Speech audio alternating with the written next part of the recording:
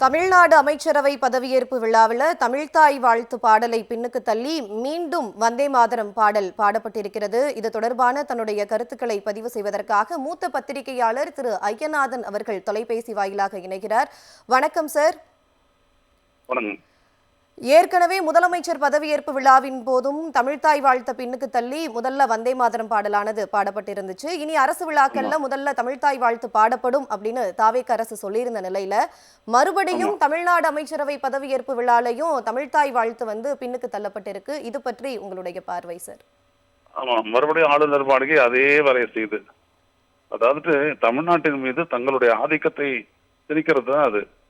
இந்தியாவில் வந்தே மாதரம் பாடல் ஒரு முக்கியத்துவம் வாய்ந்தது கிடையாது, அது எல்லாரும் பாடணுன்ற அவசியமும் கிடையாது அப்படின்னு சொல்லி உச்சநீதிமன்றமே சொல்லிட்டு பாடும் கூட அந்த பாடலை தொடர்ந்து திணிப்பது எதற்காக, என்ன நோக்கம் அப்படின்றது புரியல. அது இப்படியா செய்யணும்? ஒரு மாநிலத்தினுடைய ஒரு மாநிலம், இந்தியாவுடைய ஒரு மாநிலங்களும் மொழிவழி மாநிலங்கள்னு சொல்லும் போது அடுத்து அப்படின்ற அந்த மொழி வாழ்த்து பாட தானே இடம்பெறணும்.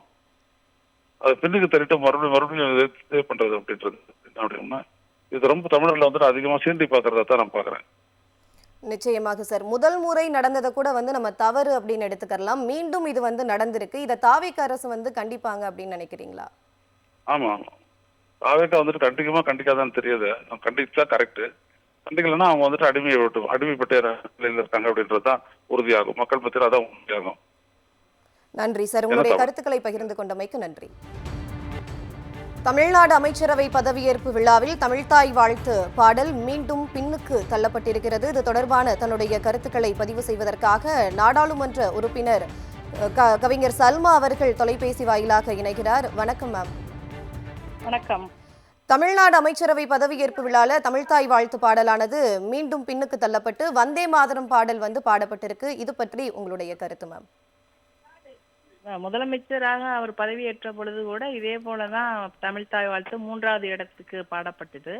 அப்போ தமிழ்நாடு முழுக்க அத்தனை எதிர்கட்சிகளும் அல்லது பொதுமக்களிடம் கடுமையான அதிருப்தியையும் விமர்சனத்தையும் இந்த அரசு சந்தித்தது.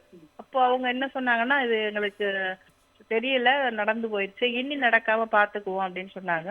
ஆனா இன்னைக்கும் அதே மாதிரி வந்தே மாதரம், ஜனகணமன கதி, 3வதாக தமிழ்த்தாய் வாழ்த்து அப்படிங்கிறத பார்க்க முடிஞ்சது. வந்தே மாதரத்தை ஒரு சமீபத்துல பாராளுமன்றத்துல ஒரு பெரிய விவாதமே நடந்தது வந்தே மாதரம் குறித்து. அது குறித்த எதிர் வினைகளை அத்தனை கட்சிகளுமே முன்வைத்தார்கள். ஆனா இன்னைக்கு நம்முடைய தமிழர்களுடைய உணர்வுகளுக்கு புறந்தள்ளி இன்றைக்கு தமிழ்த்தாய் வாழ்த்து 3வது இடத்திற்கு தள்ளப்பட்டிருக்கிறது. தமிழ் மண்ணில் எது முக்கியம் பெற வேண்டும், எந்த மொழி நமக்கு முக்கியமான ஒரு இடத்துல இருக்க வேண்டும் என்பதை பற்றி நாம் தொடர்ச்சியாக பேசிட்டு இருக்கோம். சில நாட்களுக்கு முன்னாடி கல்வி அமைச்சர் கூட 3 மொழி கொள்கையெல்லாம் இங்க கிடையாது, அல்லது நாங்க சொல்றதா நடக்கும் அடுத்து அப்படின்னு சொல்லியிருந்தாரு. ஆனா இன்னைக்கு பாத்தீங்கன்னா வந்தே மாதரமும் ஜனகணமனதிக்கு அடுத்துதான் தமிழ்த்தாய் வாழ்த்து வந்திருக்கு. இது ரொம்ப மிகப்பெரிய ஒரு அதிருப்தியை பொதுமக்களிடமும் தமிழ் உணர்வு இருக்கக்கூடியவர்களிடமும் உண்டு பண்ணக்கூடிய ஒன்று, கடுமையான விமர்சனத்திற்கு உள்ளாக்கக்கூடிய ஒண்ணுன்னு நான் பாக்குறேன்.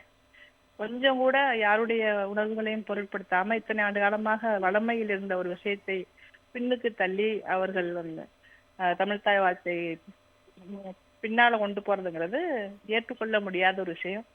நிச்சயமாக மறுபடியும் இதற்கான கடுமையான எதிர்வினையை இந்த அரசு சந்திக்கும். நிச்சயமாக மேம், உங்களுடைய கருத்துக்களை பகிர்ந்து கொண்டமைக்கு நன்றி.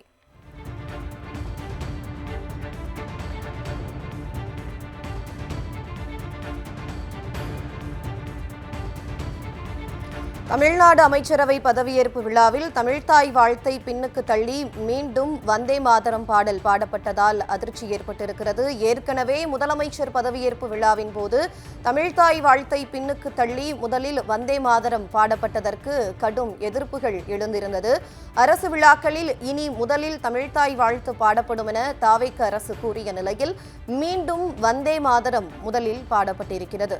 ஒன்றிய பாஜக அரசுக்கு அடிபணிந்து அரசு விழா விழாக்களில் தமிழ்த்தாய் வாழ்த்து பாடலை தாவேக அரசு பின்னுக்கு தள்ளிவிட்டதாக குற்றச்சாட்டு எழுந்திருக்கிறது.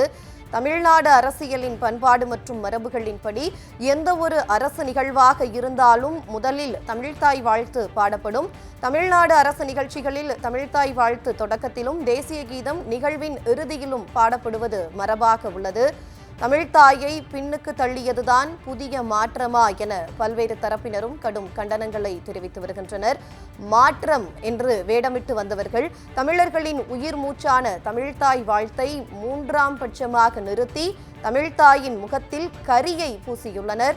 மரபுகளை சிதைத்து தமிழை அவமதிப்பதுதான் நீங்கள் ஊரெல்லாம் கூவிய மாற்றமா எனவும் தாவேக அரசுக்கு பல்வேறு தரப்பினரும் கண்டனங்களை பதிவு செய்து வருகின்றனர். அரசு விழாவில் வந்தே மாதரம் பாடலுக்கு முதலிடம் வழங்கி தமிழை பின்னுக்கு தள்ளி வைத்தது மரபை மீறிய செயலாகும் என்றும் கண்டனங்கள் வலுத்து வருகிறது. அண்மை செய்தியாக பார்த்து வருகிறோம்.